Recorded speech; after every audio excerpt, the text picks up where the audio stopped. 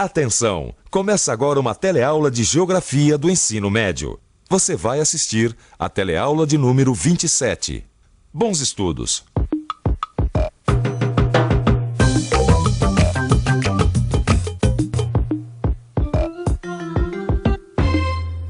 Na teleaula de hoje, você vai ficar sabendo alguns aspectos do processo histórico da formação do Nordeste. Essa região apresenta desigualdades sociais, mas possui alguns projetos de modernização. Veremos também as sub-regiões nordestinas. A região Nordeste é conhecida tanto pelas suas belezas naturais e contribuição que dá à cultura brasileira, quanto pelo seu clima problemático e pobreza da sua população. Para saber como tudo isso começou, pense um pouco na história do Brasil.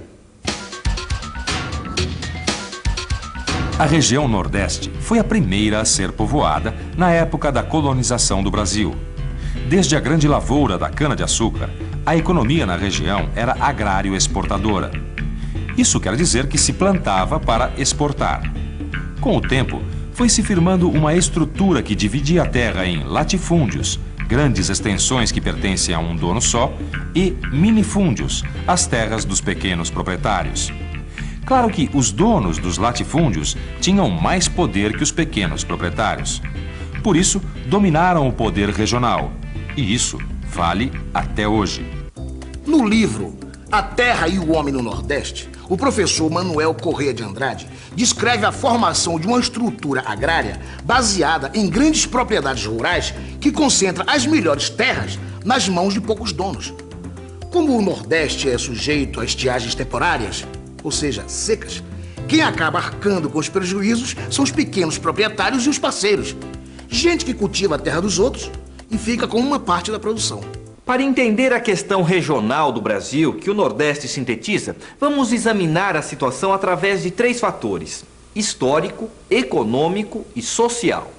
Primeiro, historicamente, a estrutura agrária é muito concentrada. Pouca gente é dona das melhores terras. Depois, há o problema das estiagens periódicas, quer dizer, as secas. Com o pretexto de que as secas prejudicam o desenvolvimento da região, os grandes proprietários reivindicam do Estado um tratamento especial. Esse tratamento especial vem em forma de proteção, ou seja, subsídios, diminuição de impostos, na forma de dinheiro, empréstimos e financiamentos. Isso nos leva a um segundo fator, que é o econômico. A estrutura das grandes propriedades deu espaço para que os grandes proprietários também dominem o capital comercial. Quem tem as terras também monopoliza a distribuição de bens, desde alimentos até automóveis. Assim, o rico enriquece cada vez mais e o pobre fica cada vez mais dependente. E, em terceiro lugar, as elites, que se beneficiam dessas vantagens, são muito unidas quando se trata de defender seus privilégios. Elite. 2. Sociologia. Minoria prestigiada e dominante no grupo, constituída de indivíduos mais aptos e ou mais poderosos. As elites nordestinas continuam a defender os seus privilégios, apesar da existência de polos de desenvolvimento, como a industrialização das metrópoles e a modernização da agricultura na zona da mata, nos vales irrigados e no Rio São Francisco. O regionalismo nordestino, representado pelas elites, resiste a mudanças em sua base de sustentação política e social, e isso acentua as desigualdades da distribuição de renda. Pois é, Vicente, essa parte está entendida. O Nordeste mudou, agora essa mudança não atingiu a maioria da população, não. Olha, a maioria do povo, tanto no campo quanto na cidade, não melhorou de vida, hein? Pois é, agora a gente precisa saber melhor como que funcionam esses projetos que querem levar a modernidade para o Nordeste. Esse que é o negócio. Pois é. SUDENE quer dizer Superintendência do Desenvolvimento do Nordeste. O objetivo da SUDENE era modernizar o campo e industrializar.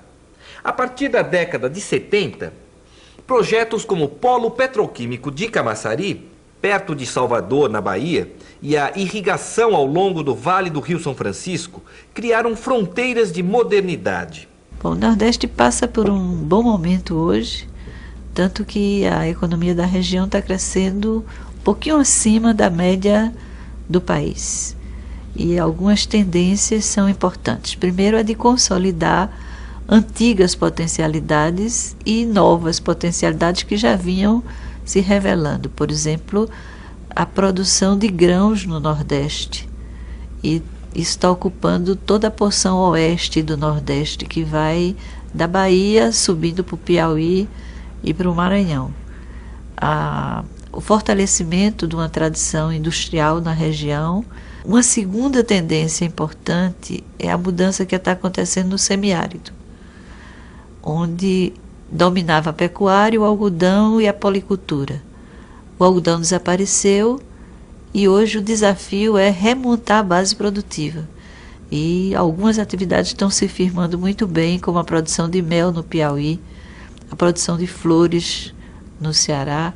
E a terceira tendência, essa é mais recente, é da melhoria das condições de vida da população, que termina se refletindo no aumento do consumo.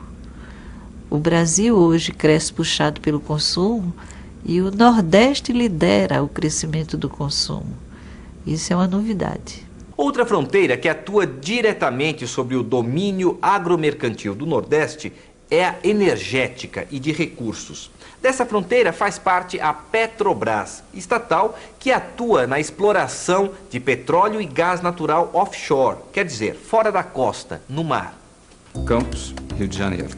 Queridos pais, lá na escola técnica eu não imaginava como seria esse estágio aqui na base da Petrobras. E não é aqui só não. A Petrobras tem bases de apoio, terminais e instalações de beneficiamento em diversos pontos do litoral, desde onde estou aqui no Rio de Janeiro até Natal, no Rio Grande do Norte. Industrialização, modernização da agricultura e exploração de minérios. Existem complexos territoriais no Nordeste que incluem minas e indústrias para a produção de ferro, metais ferrosos, bauxita e alumina, soda e barrilha. Há também plantações para a produção de papel e celulose e meios para transportar tudo isso. Dutos, quer dizer, encanamentos especiais para transporte de minérios, ferrovias e terminais especializados. A região Nordeste pode ser dividida em 4 sub-regiões: a Zona da Mata, o Agreste, o Sertão e o Meio Norte. A Zona da Mata é mais úmida, tem solos férteis e se estende ao longo do litoral, desde o Rio Grande do Norte até o sul da Bahia.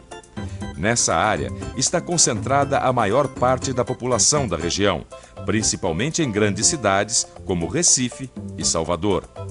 3 núcleos econômicos importantes podem ser identificados na Zona da Mata.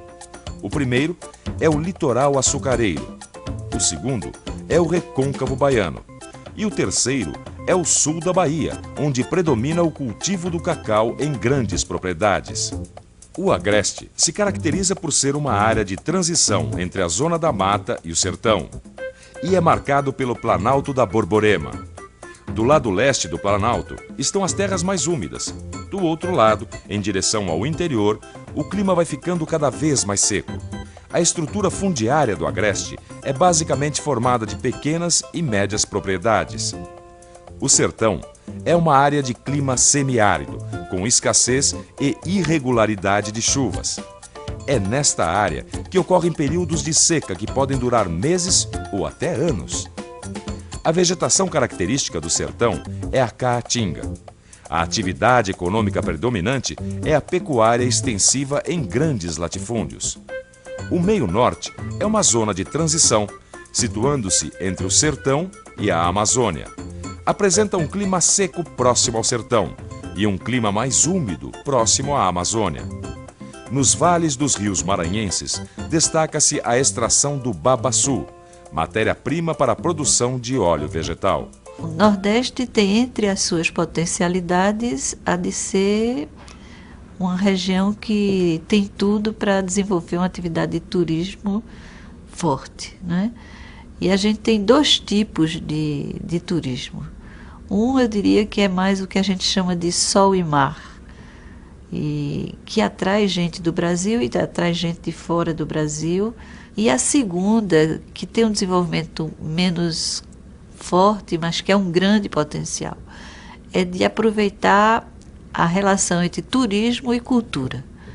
A gente está aprendendo a fazer isso no Nordeste.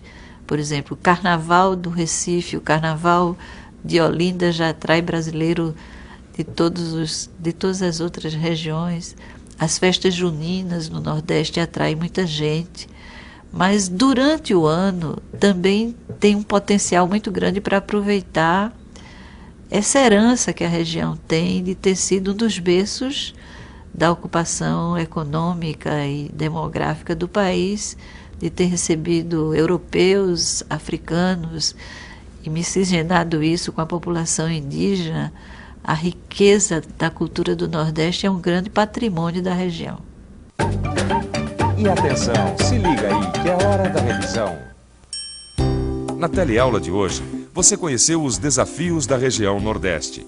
Viu que a estrutura agrária tem papel importante na permanência da pobreza rural e no atraso do processo de desenvolvimento. Os 3 fatores responsáveis pela questão regional são as secas e sua exploração, o monopólio do capital comercial e a união das elites na defesa de seus privilégios.